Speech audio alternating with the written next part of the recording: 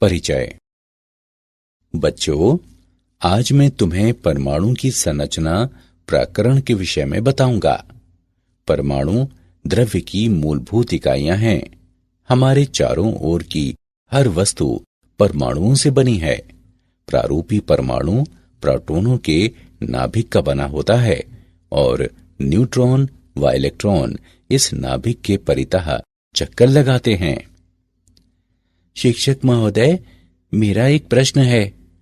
हमारे चारों ओर की वस्तुएं विभिन्न पदार्थों से बनी हैं, तो यह कैसे संभव है कि परमाणु द्रव्य की आधारभूत इकाइयां हैं? शाबाश, अच्छा प्रश्न है राकेश। जैसा कि तुम जानते हो कि सभी वस्तुएं विभिन्न सामग्रियों जैसे कि प्लास्टिक, रबर, लोहे इत्यादि से बनी होती हैं। इनमें अणुओं के विन्यास तथा प्रकार अलग अलग तरह के होते हैं तथा अणु या दो से अधिक परमाणुओं का समूह होता है। तो इस तरह से परमाणु ही मूलभूत इकाई हैं। छात्रों, आइए परमाणुओं के बारे में और अधिक चर्चा करें।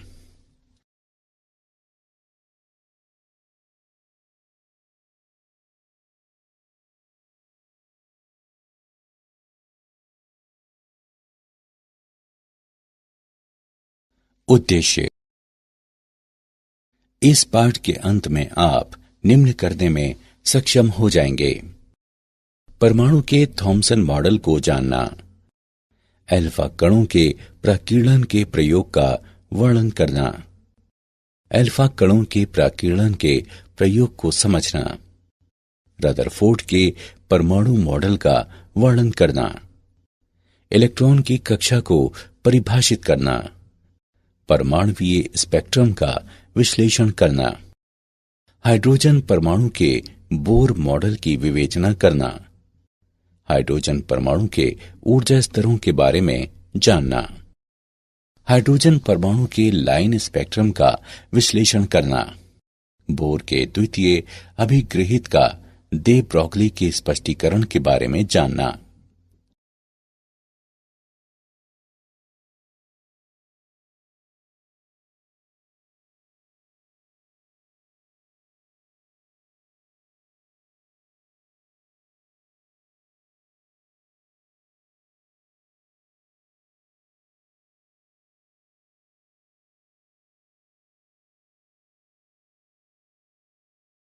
थॉमसन का परमाणु मॉडल।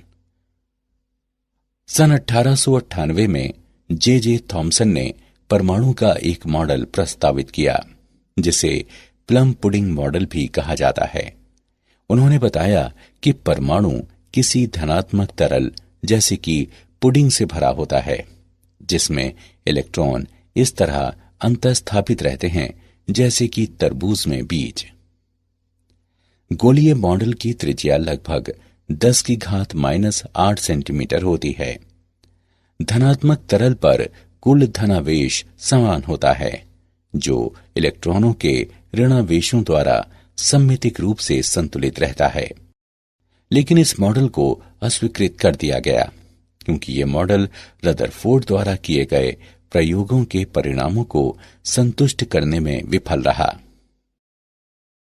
अल्फा कणों के प्रकीर्णन का प्रयोग।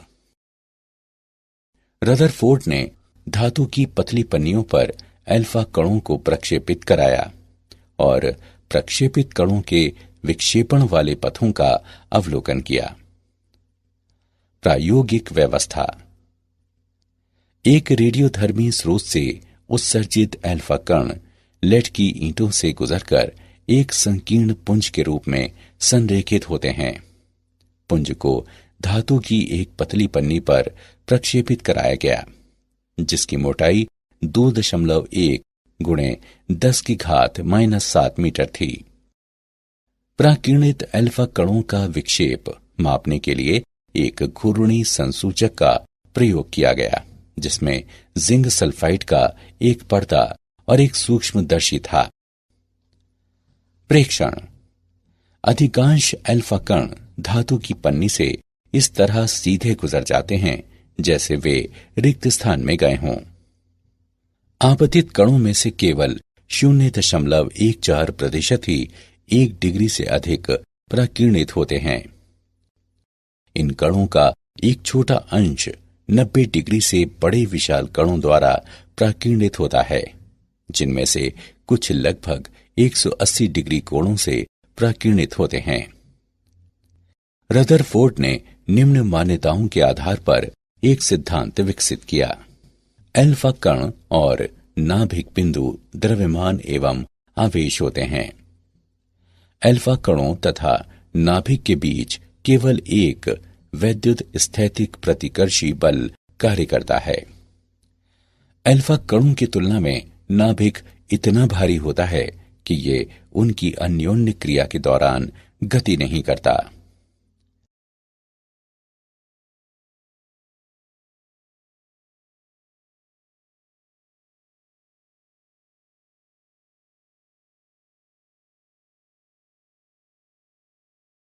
अल्फा कणों का प्रक्षेप पथ।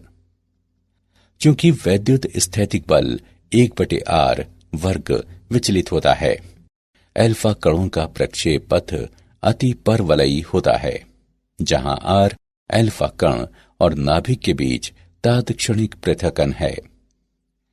नाभिक तथा अल्फा कण की गति की आरंभिक रेखा के बीच की अभिलंबवत दूरी संघट्ट प्राचल कहलाती है।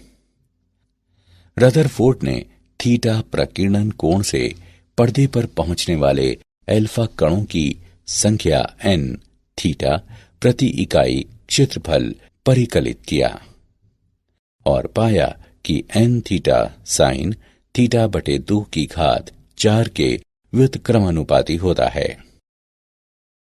कण तथा नाभिक के बीच की निकटतम दूरी से नाभिक का आकार लगभग 10 की घात -14 मीटर से लेकर 10 की घात -15 मीटर तक होने का पता चलता है।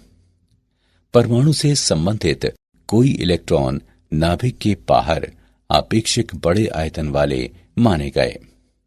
परमाणु में बड़ा खाली स्थान होने के कारण अधिकांश अल्फा कण पतली पन्नी से बिना विक्षेपित हुए निकल गए। रदरफोर्ड का परमाणु मॉडल। रदरफोर्ड के प्रकीर्णन के प्रयोग ने नाभिकीय परमाणु मॉडल को जन्म दिया। इसकी मुख्य विशेषताएं निम्न हैं। परमाणु में धनावेशित तथा भारी क्रोड होती है, जो नाभिक कहलाता है। परमाणु के आकार की तुलना में नाभिक बहुत ही कम स्थान घेरता है। नाभिक कई इलेक्ट्रॉनों से घिरा रहता है, जिससे परमाणु विद्युतिक रूप से उदासीन हो जाता है। इलेक्ट्रॉनों को नाभिक की ओर विद्युत बल आकर्षित करता है, जिसके विरुद्ध अपने स्थानों पर बने रहने के लिए वे नाभिक के परितः कक्षाओं में चक्कर लगाते हैं।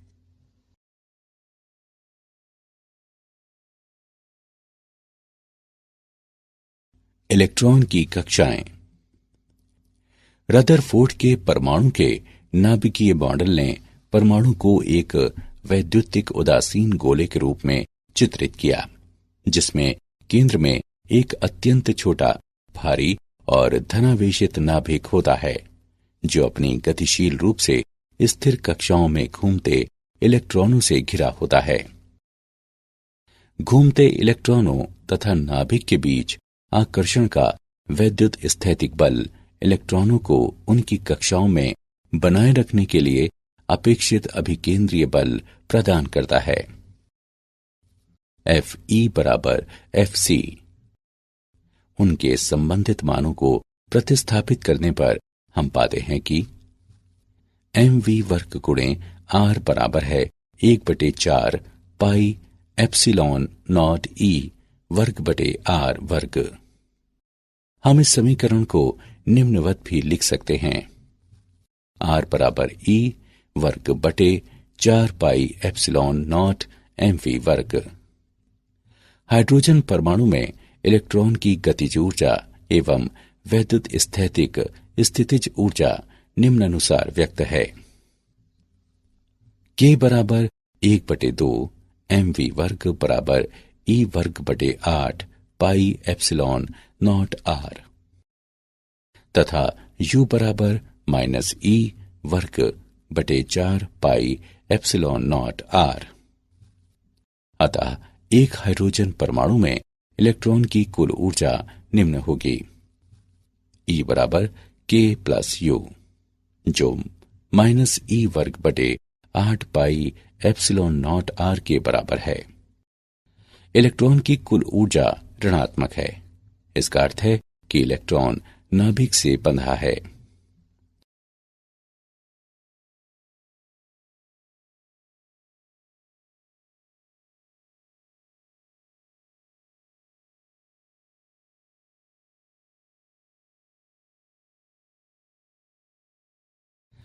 परमाणुवीय स्पेक्ट्रम। हाइड्रोजन जैसी गैस से भरी निर्वातित कांच नलिका में स्थित दो इलेक्ट्रोडों के मध्य पर्याप्त उच्च विभवांतर प्रयुक्त करके विद्युत चुम्बकीय विकिरण उत्सर्जित किया जा सकता है। यदि उत्सर्जित रेखाओं का विश्लेषण किया जाए तो विविक्त रेखाओं की श्रृंखला देखी जाती है, जिसमें प्रत्येक रेखा एक विशिष्ट तरंग दैर्ध्य के संगत होती है। काली पृष्ठभूमि में चमकीली रेखाओं की ऐसी श्रृंखला उत्सर्जन रैखिक स्पेक्ट्रम कहलाती है। जब किसी गैस से श्वेत प्रकाश गुजरता है तो पारगत प्रकाश में कुछ काली रेखाएं होती हैं। ये काली रेखाएं गैस की सामग्री का अवशोषक रैखिक स्पेक्ट्रम कहलाती हैं। दृश्य क्षेत्र में रेखाओं का समूह बामर श्रेणी कहलाता है। ये रेखाएं निम्न समीकरण द्वारा वर्णित की जा सकती हैं: 1/लैम्डा बराबर r 1/2 वर्ग माइनस 1/n वर्ग। यहां n के मान 3, 4, 5 व इसी प्रकार अन्य हो सकते हैं तथा r रिडबर्ग नियतांक है, जिसका मान 1.0973732 गुणे 10⁻7 प्रति मीटर होता है।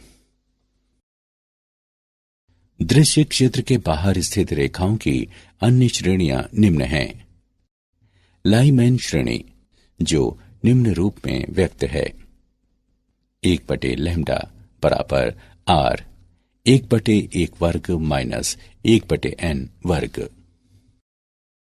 यहां n के मान 2, 3, 4, 5 व इसी प्रकार अन्य हो सकते हैं। पाषाण श्रेणी, जो निम्न रूप में व्यक्त है: 1/लैम्डा बराबर r 1/3 वर्ग माइनस 1/n वर्ग। यहां n के मान 4, 5, 6, 7 व इसी प्रकार अन्य हो सकते हैं। ब्रैकेट श्रेणी, जो निम्न रूप में व्यक्त है: 1/लैम्डा बराबर r 1/4 वर्ग माइनस 1/n वर्ग। जहां n के मान 5, 6, 7, 8 व इसी प्रकार अन्य हो सकते हैं।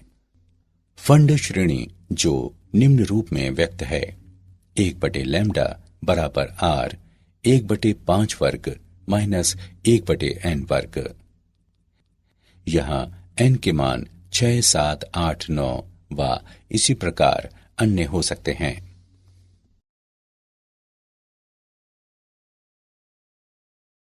हाइड्रोजन परमाणु का बोर मॉडल।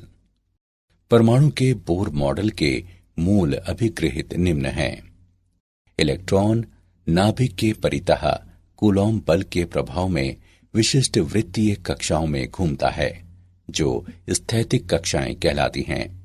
इन कक्षाओं में इलेक्ट्रॉन विद्युत चुम्बकीय तरंगें उत्सर्जित नहीं करता, इसलिए परमाणु स्थायी रहता है।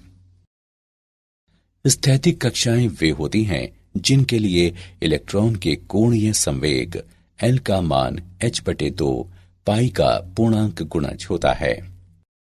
L बराबर nh/2 पाई, जहां n कक्षा की क्वांटम संख्या के रूप में ज्ञात है। तथा h प्लांक का नियतांक है। यदि इलेक्ट्रॉन एक स्थैतिक कक्षा से दूसरी स्थैतिक कक्षा में जाते हैं तो ये न्यू आवृत्ति का एक फोटॉन उत्सर्जित करता है, जो EI माइनस EF बटे h द्वारा व्यक्त है। हाइड्रोजन परमाणु के लिए बोर कक्षाओं की त्रिज्या। हम जानते हैं कि हाइड्रोजन परमाणु के लिए वृत्तीय कक्षा की त्रिज्या E वर्ग बटे 4 पाई एप्सिलॉन नॉट mv वर्ग होती है। हमें nv कक्षा की त्रिज्या ज्ञात करनी है, जो कोणीय संवेग पर बोर के क्वांटमीकरण नियम को संतुष्ट करती है। Ln बराबर m Vn और Rn का गुणनफल, जो NH बटे 2 पाई के बराबर है, जहां n बराबर 1, 2, 3 और इसी प्रकार अन्य, तथा Vn इलेक्ट्रॉन की nv कक्षा में चाल है। इस समीकरण को निम्न रूप में लिखा जा सकता है। Vn बराबर NH बटे 2 पाई m Rn। उपरोक्त दोनों समीकरणों की तुलना करने पर हम वेग तथा nv कक्षा की त्रिज्या का व्यंजक प्राप्त करते हैं। Vn बराबर 1 बटे n गुणे E वर्ग बटे 2 एप्सिलॉन नॉट h तथा Rn बराबर n वर्ग गुणे h वर्ग एप्सिलॉन नॉट बटे पाई me वर्ग बराबर n वर्ग a नॉट, जहां a नॉट बराबर 0.529 एंगस्ट्रॉम।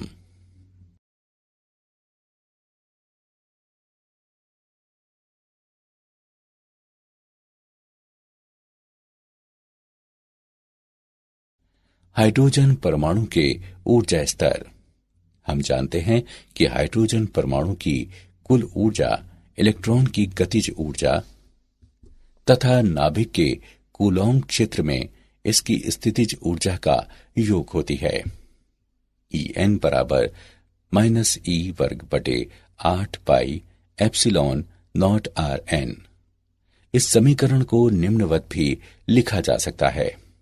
En बराबर me की घात 4 बटे 8 एप्सिलॉन नॉट वर्ग n वर्ग h वर्ग, जहां E नॉट बराबर me की घात 4 बटे 8 एप्सिलॉन नॉट वर्ग h वर्ग। En बराबर 2.2 गुणे 10 की घात माइनस 18 जूल, जो 13.6 इलेक्ट्रोवोल्ट के बराबर है। उपरोक्त समीकरण को निम्नवत भी लिखा जा सकता है। En बराबर माइनस 13.6 बटे n वर्ग इलेक्ट्रोवोल्ट। इन समीकरणों द्वारा वे निर्दिष्ट ऊर्जाएं हाइड्रोजन परमाणु के ऊर्जा स्तर कहलाती हैं। ये स्तर ऋणात्मक रूप से इंगित करते हैं कि हाइड्रोजन परमाणु एक आबद्ध निकाय होता है। न्यूनतम स्थैतिक ऊर्जा अवस्था, जो कि तलस्थ अवस्था भी कहलाती है, n बराबर 1 के संगत होती है और इसकी ऊर्जा E1 बराबर माइनस 13.6 इलेक्ट्रोवोल्ट होती है। अगली अवस्था, जो कि प्रथम उत्तेजित अवस्था कहलाती है, n बराबर 2 के संगत होती है तथा इसकी ऊर्जा E2 बराबर माइनस 3.4 इलेक्ट्रोवोल्ट होती है तथा इसी प्रकार आगे अन्य अवस्थाएं होती हैं। क्वांटम संख्या बढ़ते जाने के साथ संगत ऊर्जा शून्य के निकट आती जाती है। परमाणु की तलस्थ अवस्था से मुक्त होने के लिए इलेक्ट्रॉन द्वारा आवश्यक न्यूनतम ऊर्जा परमाणु की आयनन ऊर्जा कहलाती है। अतः हाइड्रोजन परमाणु की आयनन ऊर्जा 13.6 इलेक्ट्रोवोल्ट होती है। उदाहरण। आइए बोर के हाइड्रोजन परमाणु मॉडल का एक उदाहरण देखें। बोर के हाइड्रोजन परमाणु की तलस्थ अवस्था में इलेक्ट्रॉन द्वारा उत्सर्जित विकिरण की न्यूनतम से अधिकतम तरंगदैर्घ्य का अनुपात ज्ञात करें। आइए इसका हल देखें। इलेक्ट्रॉन दो ऊर्जा स्तरों N1 और N2 के बीच पारगमन के संगत विकिरण ऊर्जा 13.6 गुणे 1/N1 वर्ग माइनस 1/N2 वर्ग इलेक्ट्रोवोल्ट होगी। E न्यूनतम है जहां N1 बराबर 1 और N2 बराबर 2। E न्यूनतम बराबर है 13.6 गुणे 3/4 इलेक्ट्रोवोल्ट।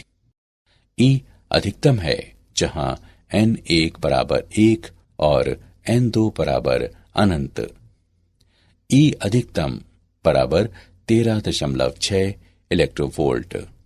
अब E न्यूनतम एवं E अधिकतम का अनुपात लेने पर हम पाते हैं कि E न्यूनतम बटे E अधिकतम बराबर 3/4 या लैम्डा न्यूनतम बटे लैम्डा अधिकतम बराबर 3/4। अतः बोर के हाइड्रोजन परमाणु की तलस्थ अवस्था में इलेक्ट्रॉन द्वारा उत्सर्जित विकिरण की न्यूनतम से अधिकतम तरंगदैर्घ्य का अनुपात 3:4 होगा।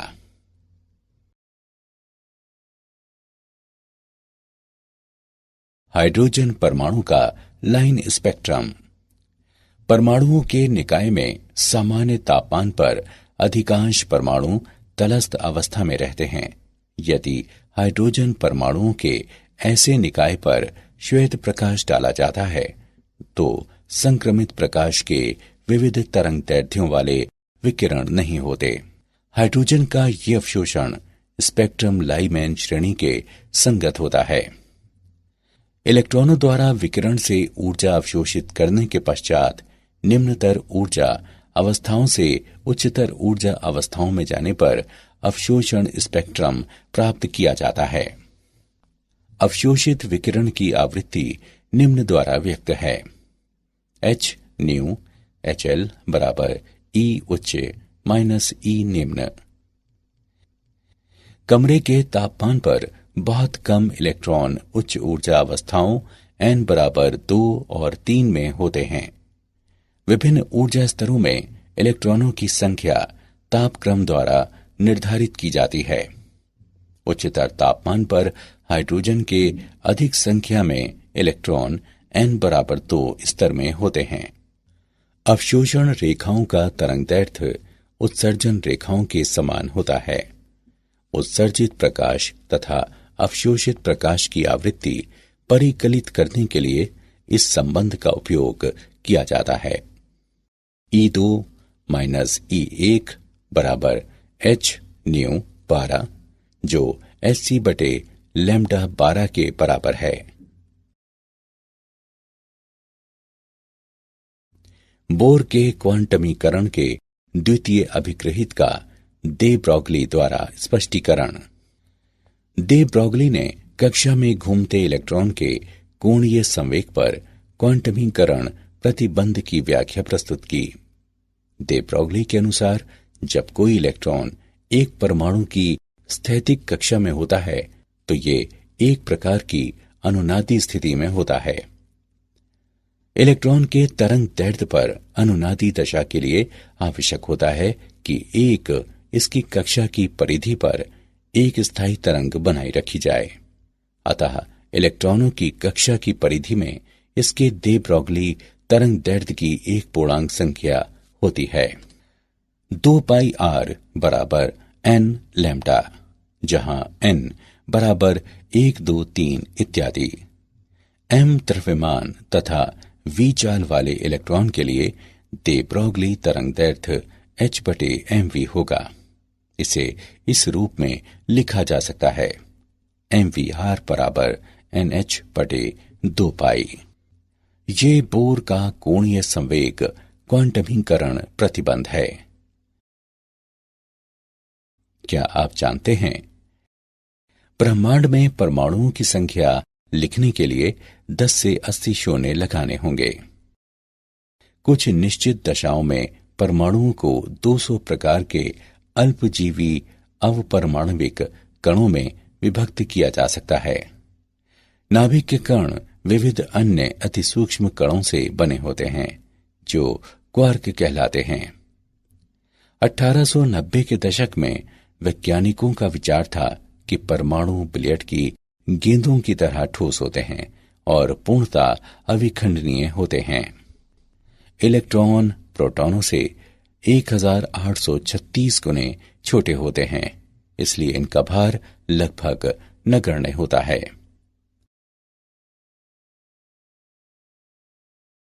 सारांश।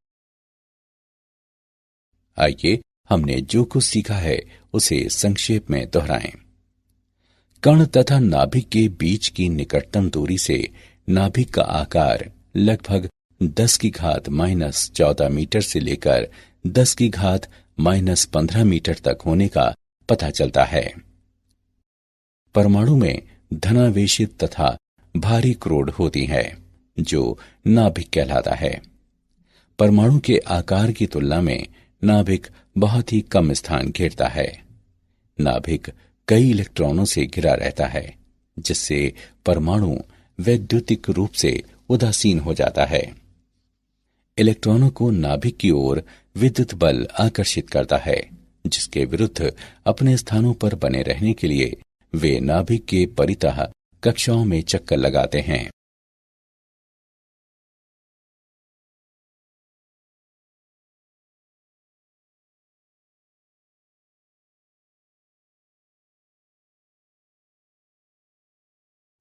जब किसी गैस से श्वेत प्रकाश गुजरता है तो पारगत प्रकाश में कुछ काली रेखाएं होती हैं। ये काली रेखाएं गैस की सामग्री का अवशोषण रैखिक स्पेक्ट्रम कहलाती हैं। इलेक्ट्रॉन नाभिक के परितः कूलॉम बल के प्रभाव में विशिष्ट वृत्तीय कक्षाओं में घूमता है, जो स्थैतिक कक्षाएं कहलाती हैं। परमाणु की तलस्थ अवस्था से मुक्त होने के लिए इलेक्ट्रॉन द्वारा आवश्यक न्यूनतम ऊर्जा परमाणु की आयनन ऊर्जा कहलाती है। इलेक्ट्रॉनों द्वारा विकिरण से ऊर्जा अवशोषित करने के पश्चात निम्नतर ऊर्जा अवस्थाओं से उच्चतर ऊर्जा अवस्थाओं में जाने पर अवशोषण स्पेक्ट्रम प्राप्त किया जाता है।